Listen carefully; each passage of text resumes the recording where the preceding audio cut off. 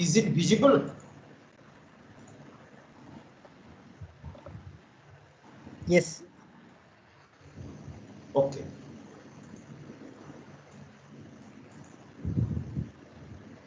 So this is, I think this is the last class for this module, that is module 2. And initially when this module started, I talked about the issues of choices under uncertainty in economics. So basically we tried to understand certain alternative scenarios where the decision makers, the economic agents make decisions under uncertain environment, uncertain conditions. And we discussed about alternative scenarios and why such analysis is important and how our learning of AI techniques would be very, very important in understanding the problem of choice under uncertainty. Now we are talking about another decision making aspect, basically the process of choice being made in economics when the decision variable may be discrete in nature. I would come back to this particular aspect in a while, but before that, let me just ask you a couple of questions. How do we make, say for example, how do we make decisions as a consumer in a market? Suppose I am a consumer, I have a given amount of income, the prices are given to me. Let us assume that the taste and preference, it is given. So how do we make the choice in a market? Do you have any idea? I mean, how do we solve the problem of making choices in economics? And one such example may be, say I am visiting a market, and let us assume that there are some alternatives, and all these alternatives may be very, very important, but at the same time I have given level of income, and hence I need to make a choice. I need to prioritize.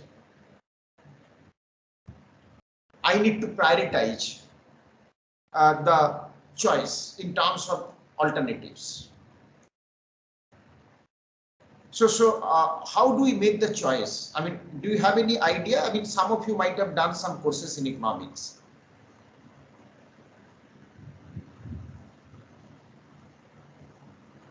Any idea?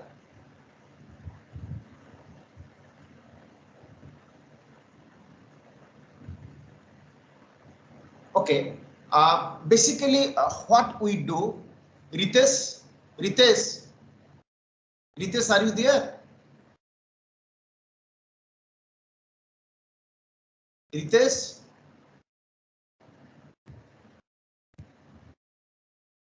Anyway, basically what we do in economics, we discuss about consumers' behavior in a market.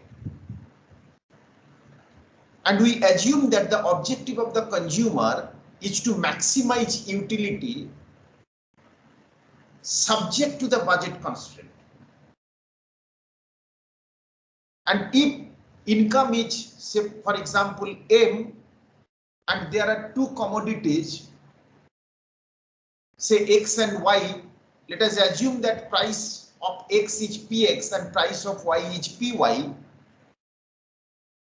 And if we assume that the consumer spends his entire income on these two goods, or whatever money the consumer is having on these two goods, X and Y, then basically the budget constraint is nothing but M is equal to PXX, that is total expenditure on commodity X, plus PYY, that is the total expenditure on commodity Y, and then the consumer has utility function where U is a function of X and Y, and the consumer tries to maximize utility subject to this budget constraint. So this is essentially a problem of constraint optimization where the consumer is having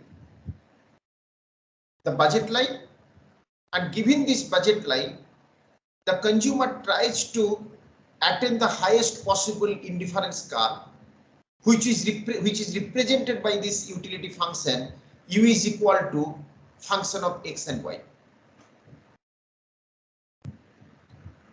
Similarly, a producer have alternative options of applying technology. The producer may aim at producing a given level of output with minimum cost, or given cost, the producer may aim at producing maximum output.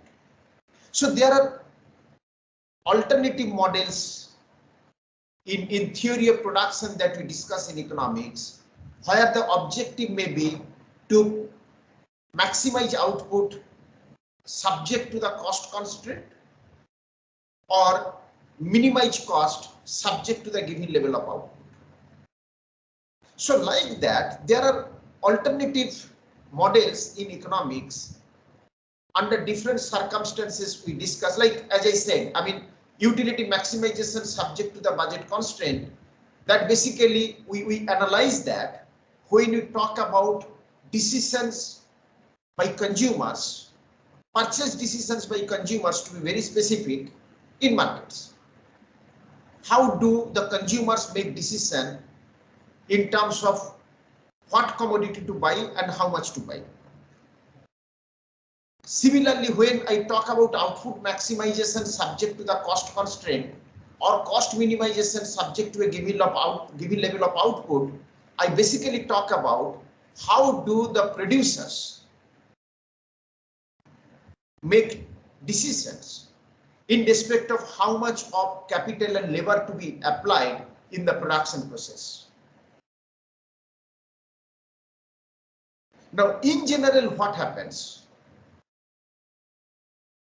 The equilibrium takes place where the given budget line, say for example, in case of consumers' decision making process, the given budget line is tangent to the highest possible utility function or the indifference curve here. So the budget line is given when it is tangent to the highest possible indifference curve. We say that the consumer is in equilibrium, and accordingly it is decided how much of the two goods the consumer will buy. Now, when we talk about some such tangency solution, in general what happens? The consumer buys both of the two commodities. Professor Mishra, yes? can I, sorry to interrupt, I can see only your first slide. Yeah, I'm not shifting the slide. I'm not shifting the slide. Okay, So thank you. I'm basically talking about the difference between discrete choice versus the choice that we normally talk about in economics when there is a continuous variable, or that the options are not mutually exclusive.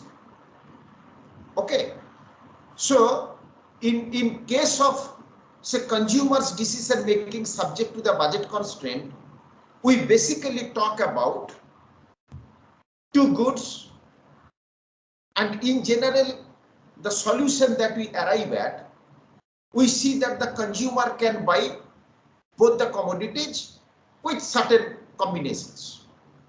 Like I can just use the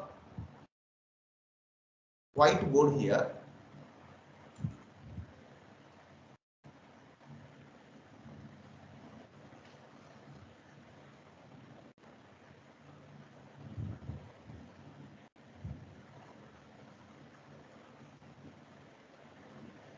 think whiteboard is visible, right? Yes. Yeah. So basically, I am talking about a situation like, say there are two goods, X and Y, and here this is the budget line, and suppose this is the indifference curve to which this budget line is tangent. There are discussions in economics about the properties of this indifference curve, which is negatively sloped, convex to the origin, etc. I'm not getting into that detail. So this is basically representing the highest possible utility that the consumer can have given the budget line. And then this is the solution that normally we talk about in economics. This is for the consumer. Okay, and this is the budget line, this is the indifference curve. So here we are saying that in equilibrium, the consumer will buy this much amount of X and this much amount of Y. So throughout this budget line, if we see, whenever there is a tangency, the consumer will buy both the commodities. Of course, the proportion will differ depending on where the consumer is placed along the budget line. Now, only in these two extreme cases, say here or say here, the consumer will buy either of the two goods. If the consumer is here, the consumer will buy only X. If the consumer is here, the consumer will buy only Y. Other than these two extreme points, wherever the equilibrium takes place along this budget line, there would be a combination of X and Y that the consumer will buy by using his income.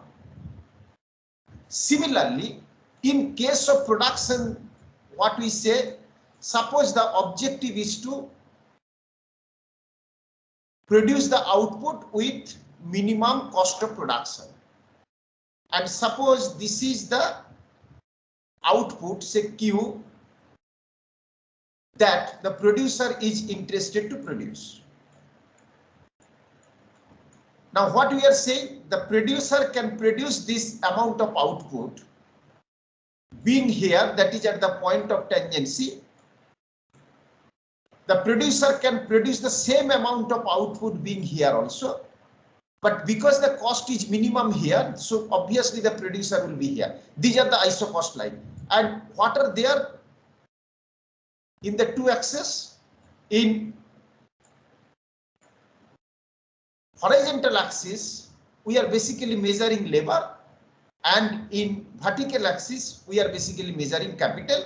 So we are saying that if the producer is here, then this much of labor and this much of capital will be employed in the production process.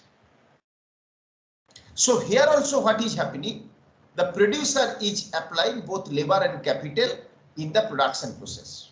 So this is basically a situation of cost minimization subject to the given level of output. And here the production function is Q is equal to Q of LK. And here the utility function is U is equal to U of X and Y. Okay, so this is the utility function and this is production function. So in both the cases, we are seeing that the tangency solution basically is giving either a combination of the two goods that the consumers will buy, or the combination of two inputs, labor and capital, that the producer will employ in the production process. Having said that, again, here, as I said, I mean, there may be extremes. at the two intersection points where the consumer will buy either commodity X or commodity Y. Now, having said that, let us now get back to how the discrete choice models are different. Now, again here also, the decision makers, the economic agents are making decisions. They are maximizing the objective function, may be subject to certain constraints.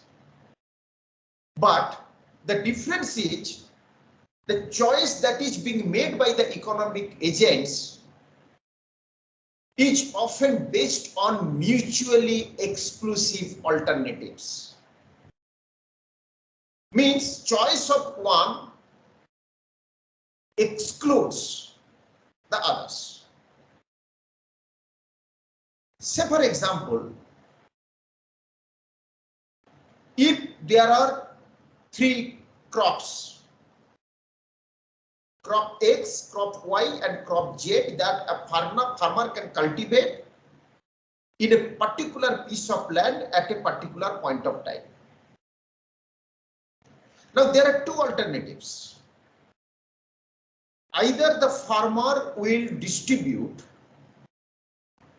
the given amount of land, the given piece of land across these three crops or across the two crops.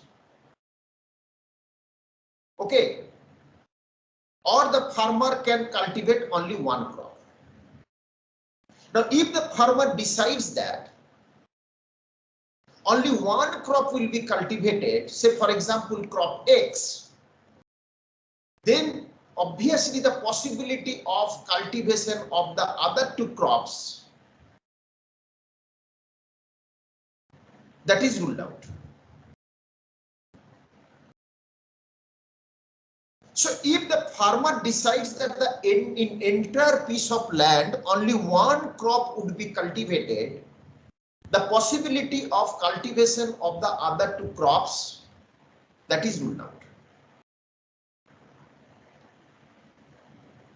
So often what happens in discrete choice models, we basically talk about choice of alternatives that are mutually exclusive in nature, and obviously choice of one option, one alternative actually excludes the others in the process.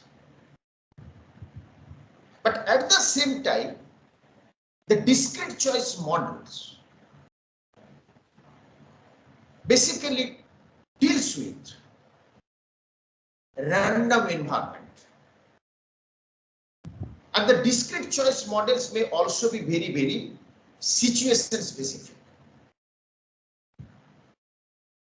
So a particular situation may shape the individual choice behavior. Like, say for example, in the previous year, price of potato was very high. And that may motivate me to allocate my entire piece of land to cultivate potato. Often some such behavior is observed in case of the farmers where decision to make crop choice this year may be influenced by previous year's prices. So for example, if price of potato was higher in last year, this may motivate me to cultivate only potato during the Rabi season this year. So I'll allocate my entire land in Rabi season toward cultivation of potato.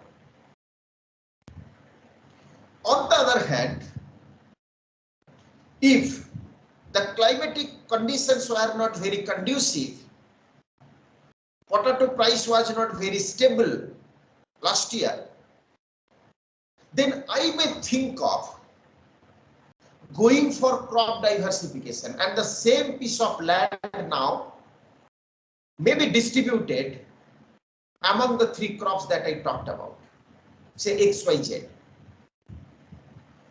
So The discrete choice behavior may be situation specific also. And when I talk about environment, the environment basically depends on the socio-economic conditions while making the decisions, the attributes, and the circumstances, of course. Now, in discrete choice case, because we are dealing with random objective functions in uncertain environment, we basically end up with probabilistic outcomes. So, the discrete choice models in general analyze random behavior of individuals in the decision making process. It's not that always the similar decisions will be made under alternative circumstances, even if the set of alternatives is the same. So, the discrete choice models are also discussed under specific situations. As I said, the farmer may have 3 crops as alternatives to cultivate. In certain situations, the farmer may go for cultivating only 1 crop, and in another situation, the farmer may go for cultivating all the 3 crops. Like the consumer's choice behavior that I talked about, under certain circumstances, the consumer may buy both commodity X and commodity Y, and again, there may be an alternative scenario where the consumer will buy either only X or Y.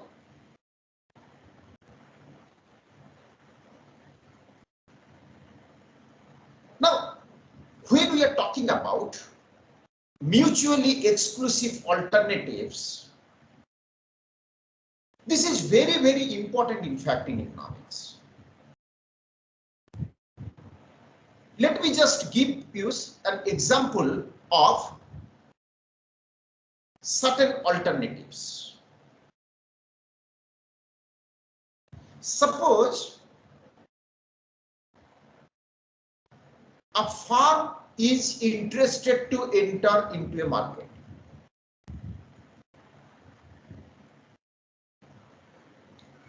Now, one of the possible route of entry into a market is basically the route of acquisition.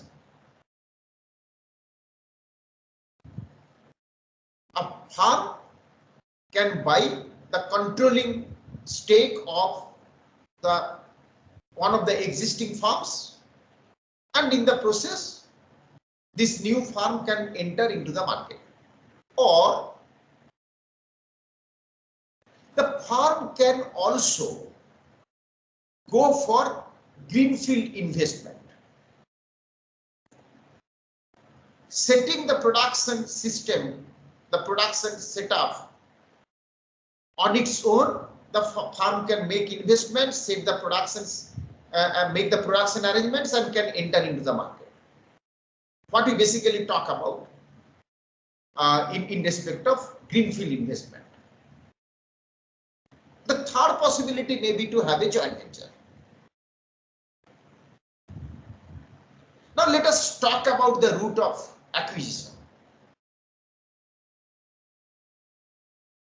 Now, in various markets, I'll show you some data. In various markets, we see out of say few thousand firms, some firms are getting into mergers and acquisitions, some other firms not. And let us assume that we try to understand firm's decision on mergers and acquisitions.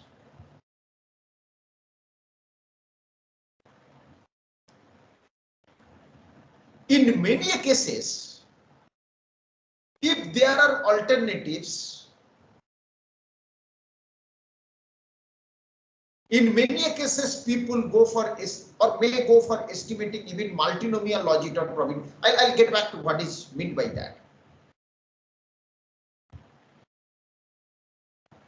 So suppose a firm is trying to enter into a market, as I said, it can go through greenfield investment, it can go through mergers, through mode of acquisition, it can enter into a market through joint ventures. Some such alternatives are there. Which alternative to go for?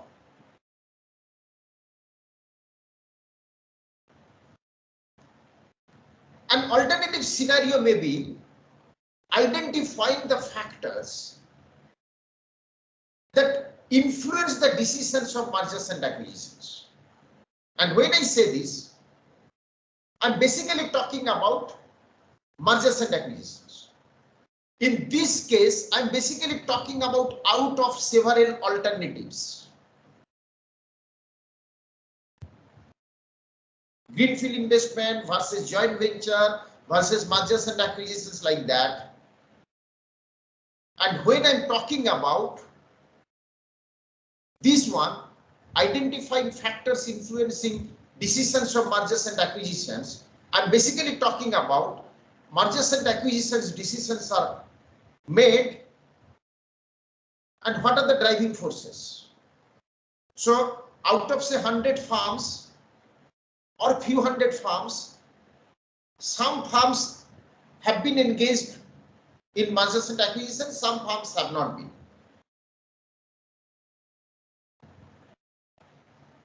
So what are the driving forces? Now when I'm talking about with or in specific to mergers and acquisitions, there are two possibilities.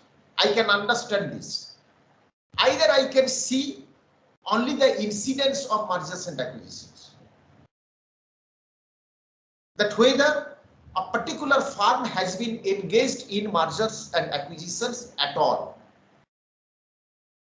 It doesn't matter in how many deals this particular firm has been associated with.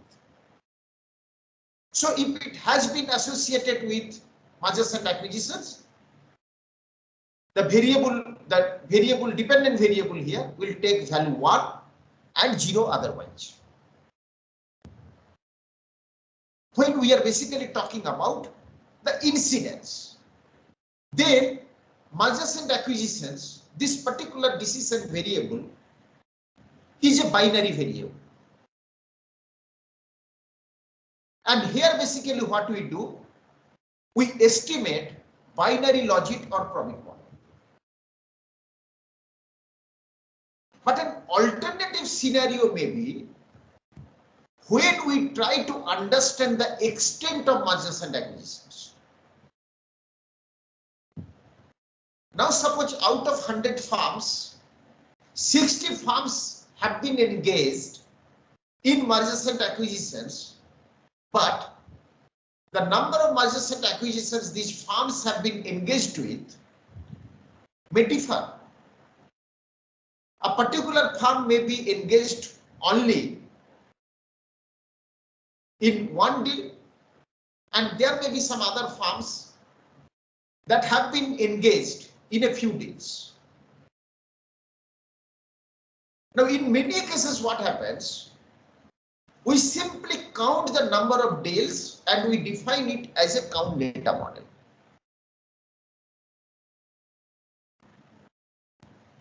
And in many cases, what we do? We try to understand the size of the deals. That is the value of the deals. And there, the firms that are not engaged in any deal, for them it will be 0. And the firms that are engaged in mergers and acquisitions, for them there will be some value.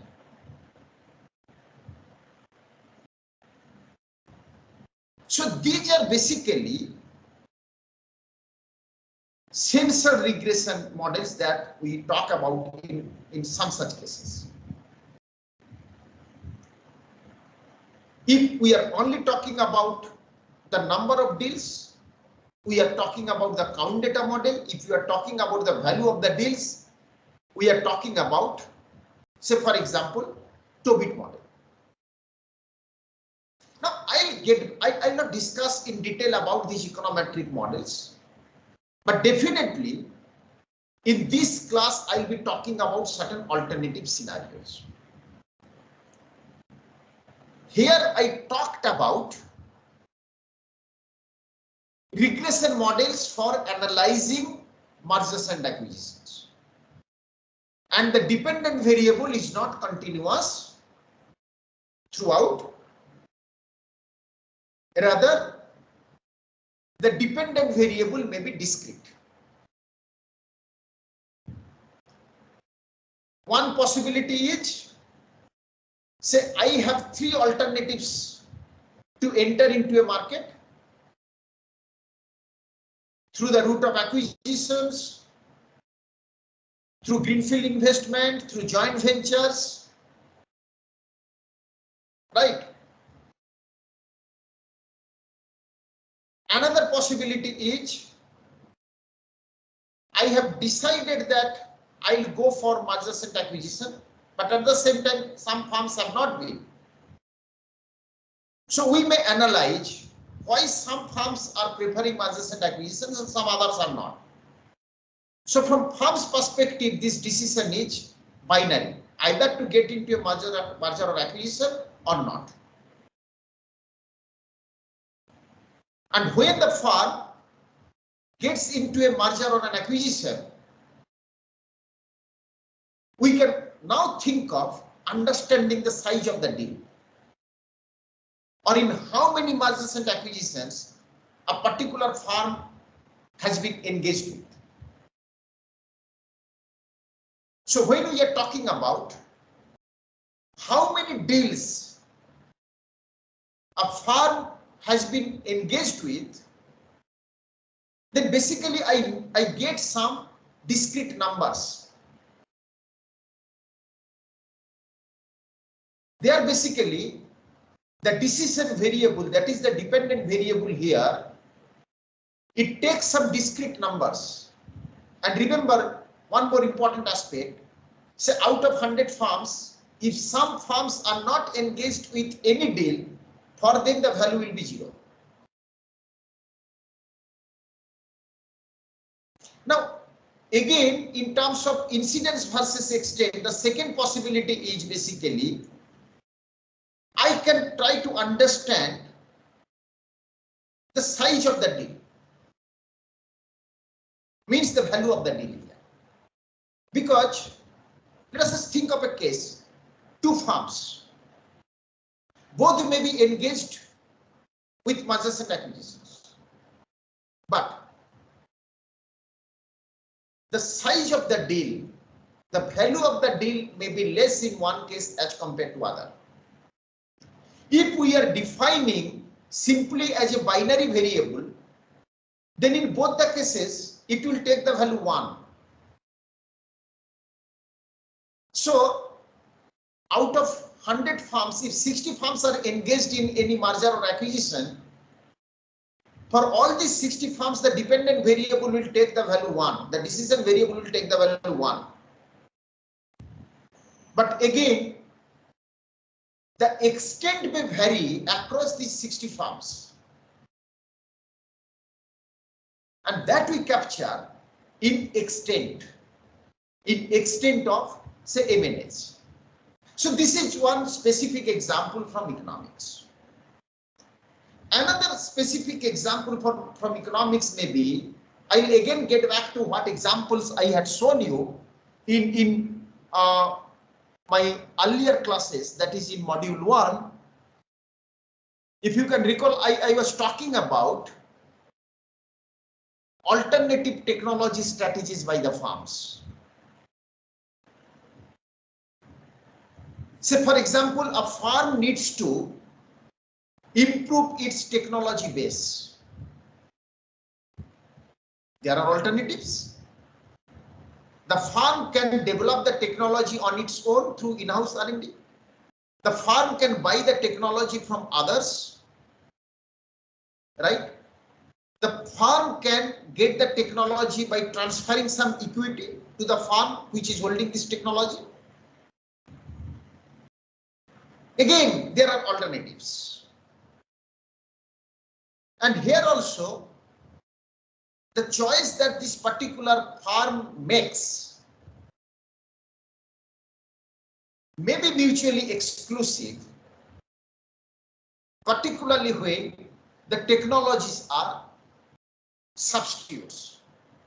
They are perfect substitutes of each other, and obviously in that case, it would be mutually exclusive.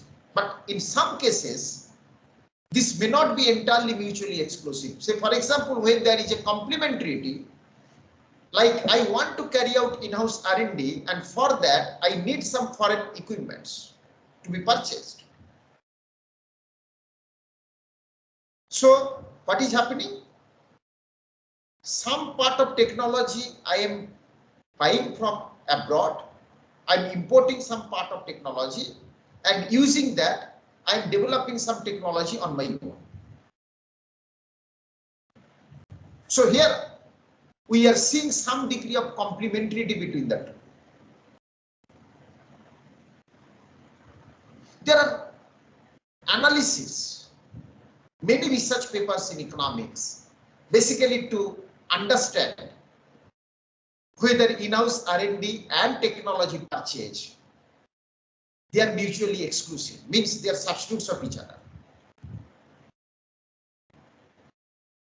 So there are studies where we have seen substitutability between the two. There are also studies where we have seen the complementarity between the two. Another example, like I want to say, for example, expand my business abroad. Again, I can have alternative routes. I can make investment there, produce there, and sell there. I can produce here and export. Another alternative may be a combination of the two.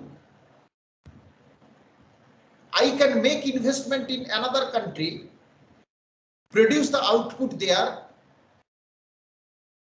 and export from that country. So let us assume that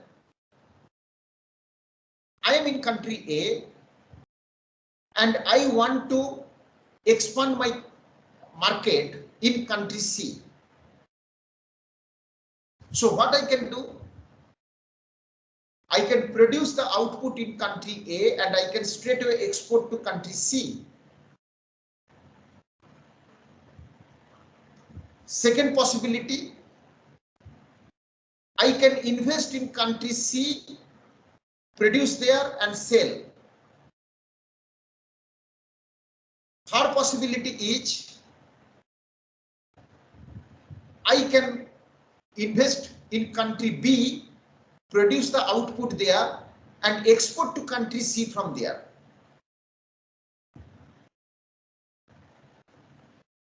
Now, in a particular situation, these decisions may be mutually exclusive. Again, in certain alternative scenarios, I may think of applying all the modes. This may happen particularly when the size of my business grows, I operate in multiple markets, I operate in multiple countries, and then somewhere I am making decisions in respect of option 1 or alternative 1. In some situation, I am making decision in respect of option 2, like that.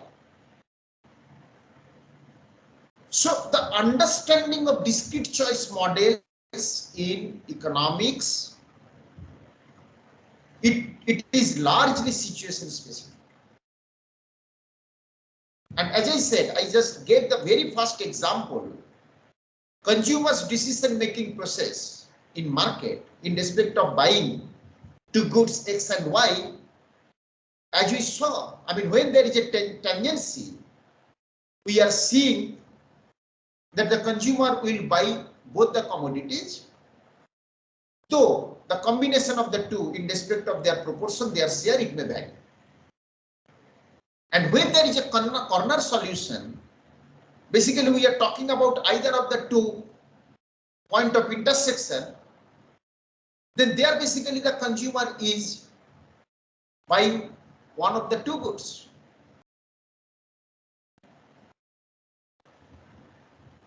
But when we are talking about discrete choice models, we are basically referring to mutually exclusive alternatives. Okay. So 3 examples we talked about here. One is maybe the modes of entering into a market. A similar example is basically expansion of market. The other example is basically developing technology or sourcing technology, the alternative modes, like say crop choice decisions by the farmers. In all these cases, in a particular scenario, the economic agents may make decisions out of mutually exclusive alternatives.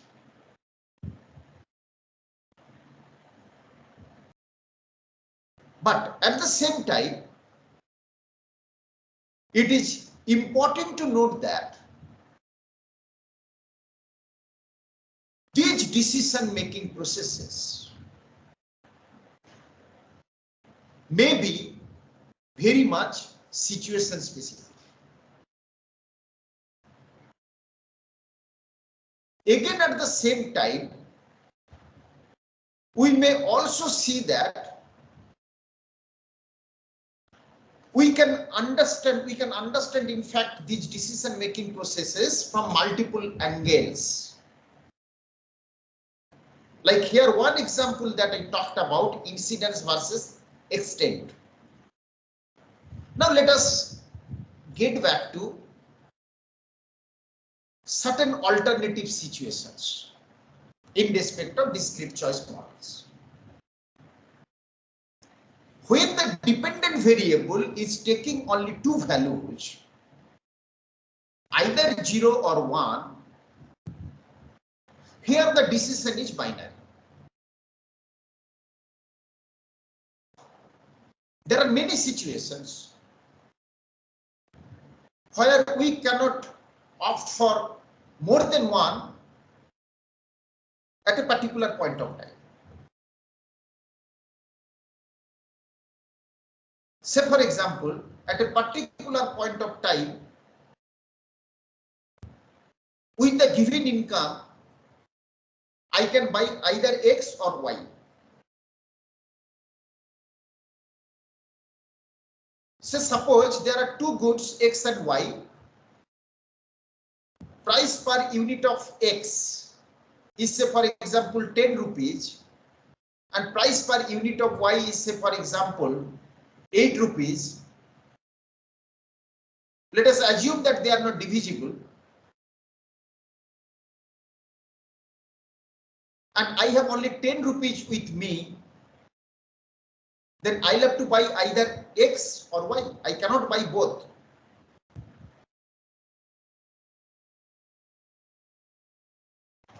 On the other hand, when I am having say 100 rupees, I can go for a combination of the two.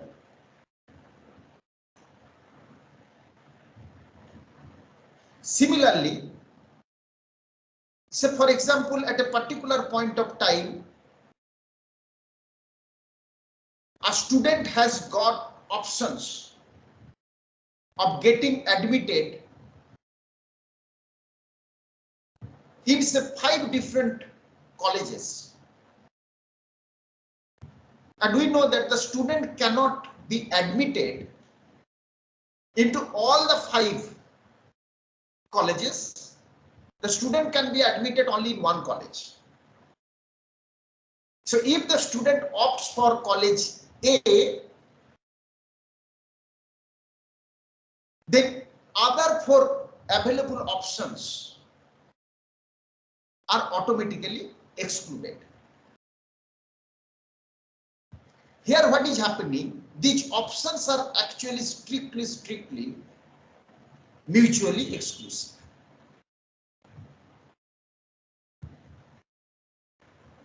So in binary choice,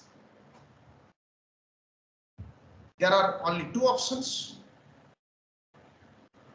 There are multinomial choices, more than 2 options are available to the decision makers. In many cases, what the decision makers do, they basically see the dependent variable which is ordinal in nature. So here actually what happens, the alternatives are ranked.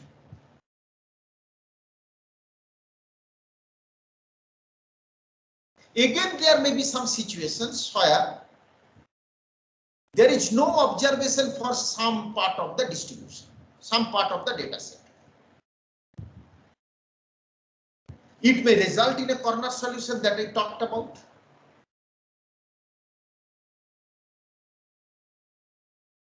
The situation may be something like top coding. Say the dependent variable is taking very high values for many observations.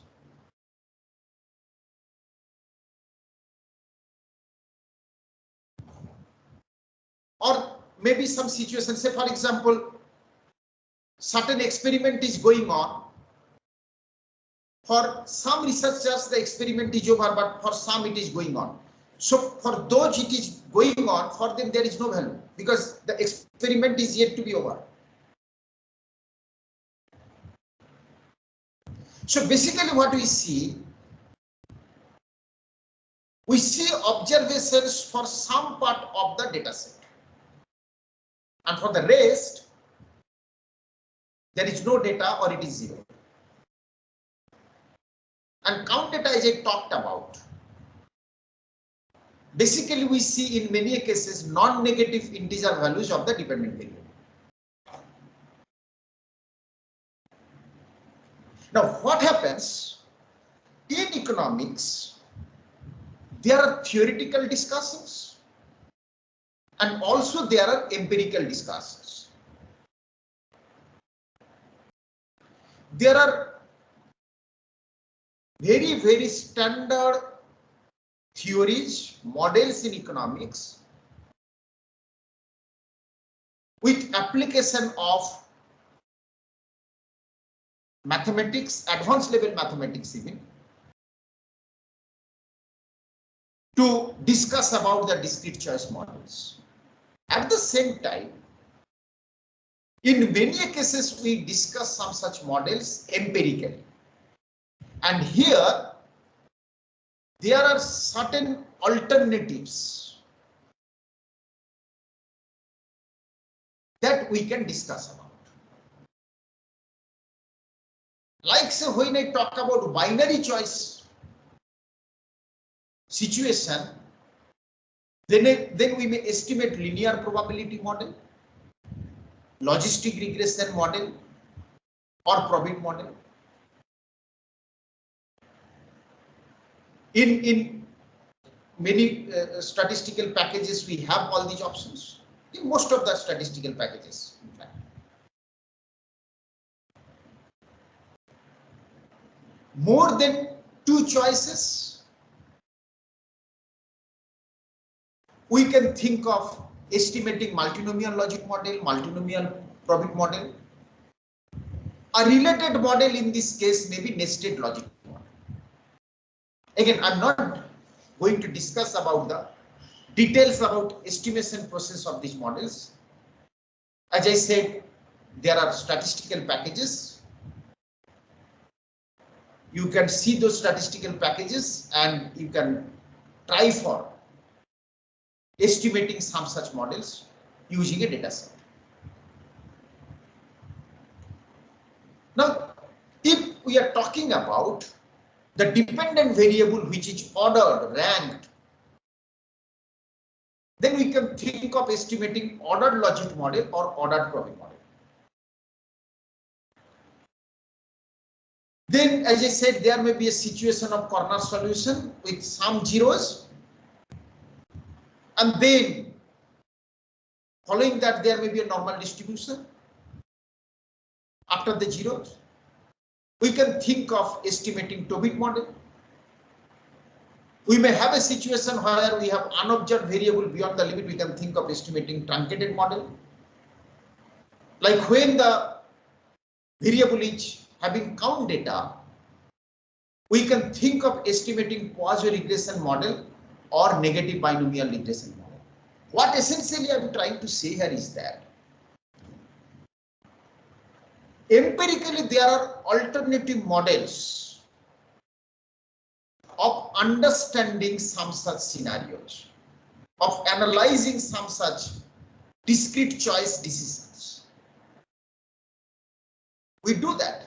Like, say, for example, the decision to buy a car. How income level influences the decision to buy a car.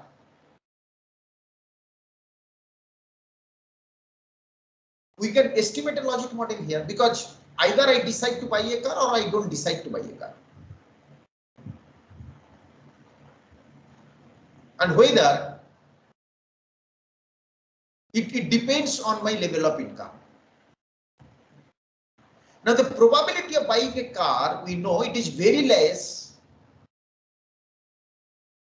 At a very low level of income, the probability changes very marginally. Again, at a very high level of income, also it changes very marginally because by that time I have already a few cars.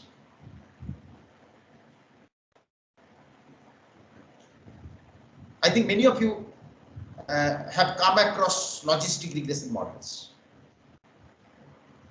But there are some models that I have mentioned here.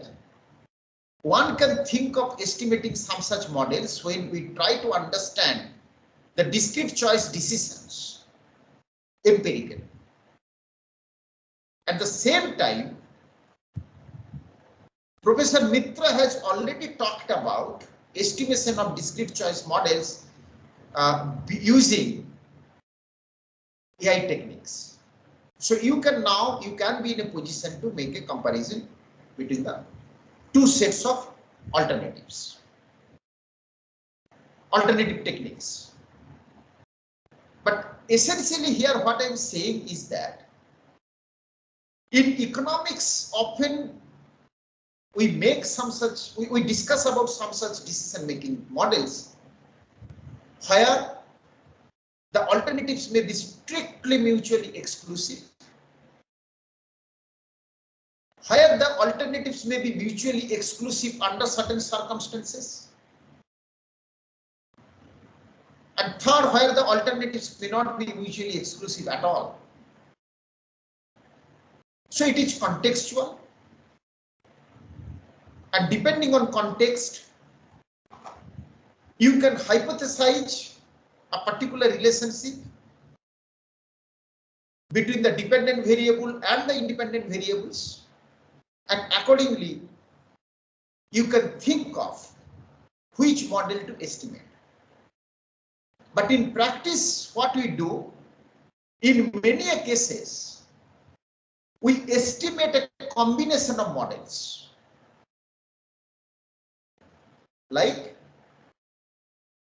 first, I may think of estimating a model whether a particular set of firms are engaged in M&A or not. And then this is basically understanding incidence of M&A as I talked about. Then the second exercise may be to understand the extent of M&A. That is,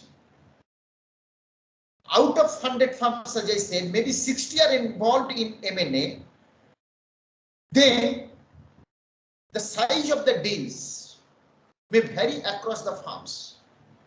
And there I will go for estimating, say for example, Tobit model. So when I'm trying to understand incidence, I may estimate logic model or Probit model. And when I'm going for understanding the size of the deals, then I may go for estimating Tobit model. When the options are ranked, I will go for estimating order logic model. When I'm talking about more than two alternatives, I will go for estimating multinomial logic model or multinomial Probit model. When simply I'm trying to analyze the number of deals, not exactly size of deals, number of deals. So for basically it will take some non-negative integers. I'll basically go for estimating quasi-regression model or negative binomial models. So from this particular matrix, it is very clear that in case of discrete choice analysis, I can think of alternative scenarios, and accordingly I can think of empirically analyzing a particular scenario by estimating the respective model or the models. But in many cases, as I said, it may be a two stages exercise. First, you may try for understanding the incidence, and then in the next stage, you can try for analyzing the extent. But these discrete choice models are quite common in economics. And as you discussed today in the class, we started with the typical decision-making problems in economics, like decision-making problem by the consumers, by the producers. In case of consumers, it is basically a problem of utility maximization subject to the budget constraint. In case of producer, it is basically a problem of cost minimization subject to the given level of output, or output maximization subject to the cost. So these are some of the examples where we talk about the decision making by the economic agents. But these are very common examples, and as compared to this, there may be certain cases where basically we talk about discrete choice decisions by the economic agents, where the alternatives may be mutually exclusive, at least under certain circumstances. And we discussed about some examples like decision to enter into a market, decision to enter into M&A, decision to source technology from a particular option, crop choice decision by the farmers. So there are alternatives. There are many examples also in economics, like say cooking fuel, choice of cooking fuel by the households, say by the rural households. There may be alternatives,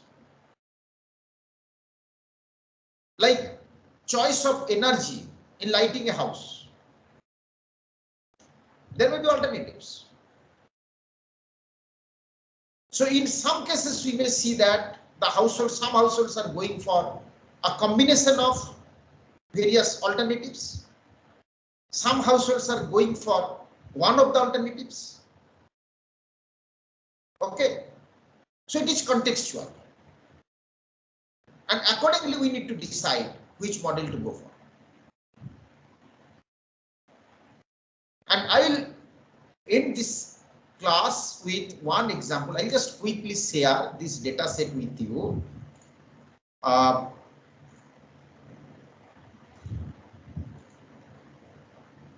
Just I'll take a few seconds more.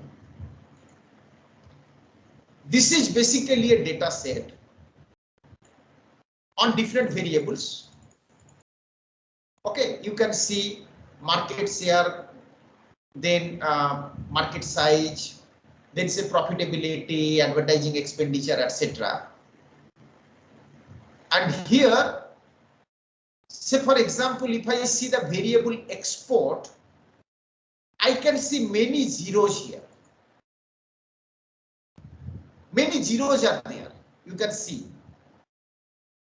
So here I have a set of say 176 farms, and out of these 176 farms, there are many farms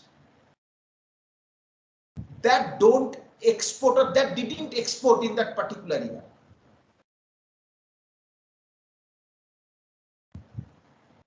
So here, if I want to understand what are the factors that influence farm's decision to export, again, here this decision is binary. Either the farm will export or it will not export. And I can create a variable like this. If the farm doesn't export at all, it will take a value 0, and if it exports at least to a certain extent, this variable will take value 1.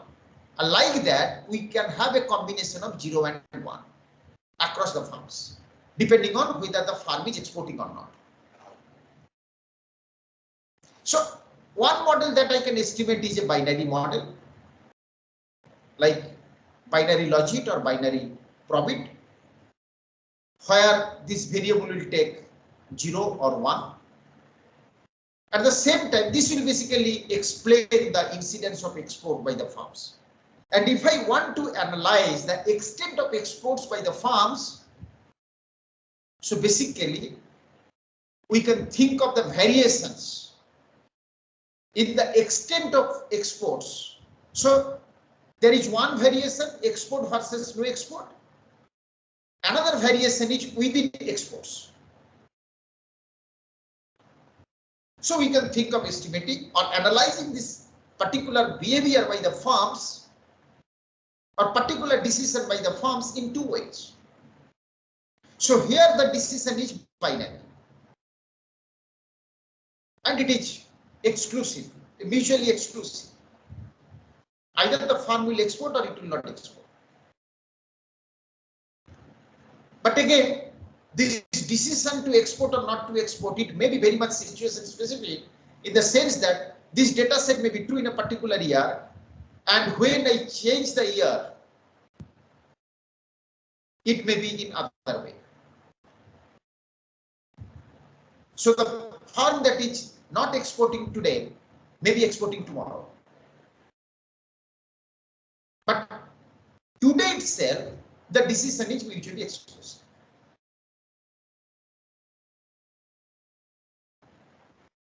Either to export or not to export. So we can think of analyzing these cases in various ways, and empirically in many cases we estimate some such models, and these models are extremely useful, particularly in analyzing discrete choice decisions. Thank you so much. I'll stop here, and if you have any question you can ask me. I'll be very happy to answer. Any question? No question?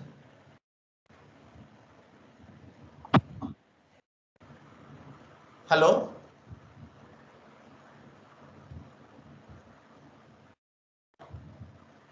If there is no question, we can then stop.